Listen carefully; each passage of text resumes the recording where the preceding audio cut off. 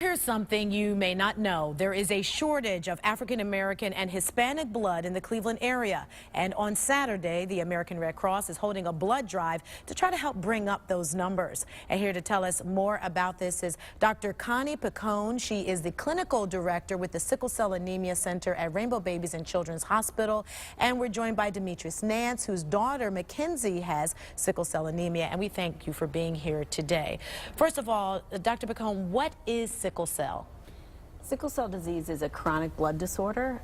It causes anemia, but the problem is abnormal red blood cells. Red blood cells are cells in the blood that carry the oxygen to your body.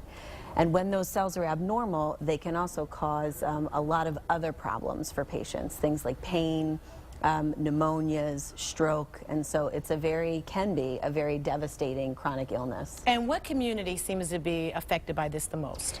There are close to 100,000 Americans affected by sickle cell disease. Most of them are African Americans and less Hispanic Americans, so mostly we do see it in the African American community. And Demetrius, you're here today with your daughter Mackenzie, and she has sickle cell.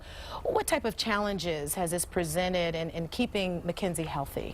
Challenges have been making sure that she drinks plenty of water, make sure she keeps her regular doctor's appointments, take her medication regularly, stay away from the cold weathers, the heat is very important to her, and just making sure that she be in a place of a good environment and keep her doctor's appointments is very important to her. Yes. Because sickle cell is very painful to young children. Exactly. It is a very painful disease at times. Mm-hmm. Well, we know, doctor, that one of the treatment options is a blood transfusion, and that's why this blood drive is so important. Absolutely. We actually have very few treatments for sickle cell disease.